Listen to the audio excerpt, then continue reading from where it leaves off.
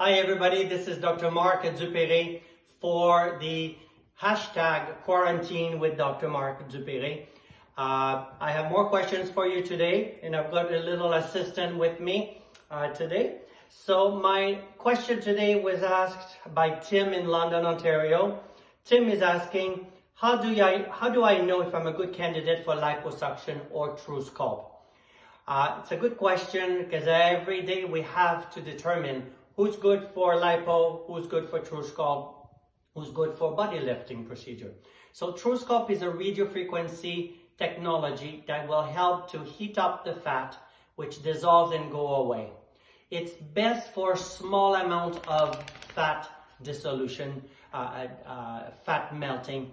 It's best for small areas like chin, arms, flanks. It's best for patients who are not interested in surgery, or sometimes post-surgery where there's a little area which is a bit fuller. It's very good true sculpt for tightening. So if there's a bit of loose skin, a little bit of fat, and a bit of loose skin like the neck, like the bra rolls, like the arm, true sculpt is perfect.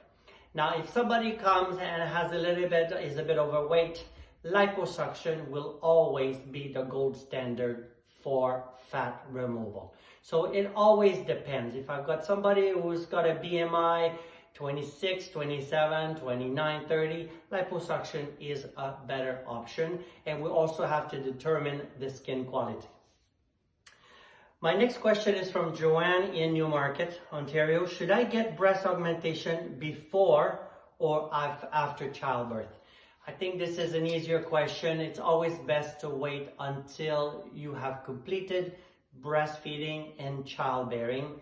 Now, there are some exceptions to this. I see young ladies, they're 20, 22, 23 years old. They're not ready for childbearing right now. They're still in school. They're building a career. If they are planning for children when they're 33, 35, and they want to enjoy fuller, larger, sexier breasts, of course, it's a good time to do, but they have to be told that their breasts will change after pregnancy and childbearing. So I always ask my patient, if you're planning now for family, get the family first, and then we'll work on the breast. Now I have Michelle from Toronto. Why wouldn't I be a candidate for fat transfer procedure? Now, this is a very good question. We have many options nowadays for volume enhancement. We have fillers for smaller areas like in the face, but when we talk about the most common, buttock and breast, fat grafting is a good option if you have good expectation, if you have enough fat to give. Now for breast, I don't need a large amount, but the envelope of the breast has a limitation in volume, after which it will be so tight inside that the fat cells will suffocate and die.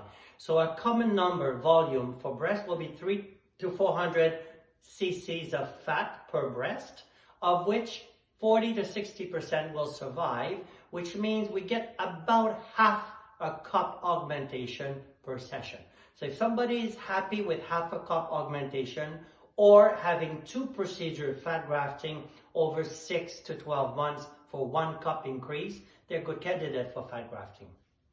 For buttock, I can put more fat, so I need more fat for this. When we consider donor sites, we also have to consider that we may give patients some skin loosening or laxity. So that's something we need to discuss with the patient, whether or not we're going to go conservative with the liposuction and a lesser amount of augmentation, or if we go a bit more aggressive in the amount and we're ready for some skin excision procedure, such as a tummy tuck, such as a thigh lift, such as an upper buttock lift. Giselle from Collingwood. How do I know if I need to do liposuction or body lifting? So it kind of follows up on Michelle's questions. Liposuction will always deflate the area. Now, if I have a 25-year-old lady, never had pregnancies before, the skin is still good and elastic, we can plan on her own elasticity to shrink down that skin to some extent after liposuction. But if I have a lady who is slightly overweight, who has been pregnant in the past, so had a lot of weight gain and weight loss. Somebody who's lost weight, like we're talking 50, 75, 100 pounds, that skin has lost the ability to contract, and those patients will require a lifting procedure. A lifting procedure is kind of a big term, which really means skin excision. So the common one would be a tummy tuck, a lower body lift, which we go all around after weight loss, a thigh lift when we remove a lot of skin after weight loss in the thighs, or in my lipedema patients. Thank you for watching. I will post more questions and answer tomorrow. Have a good day.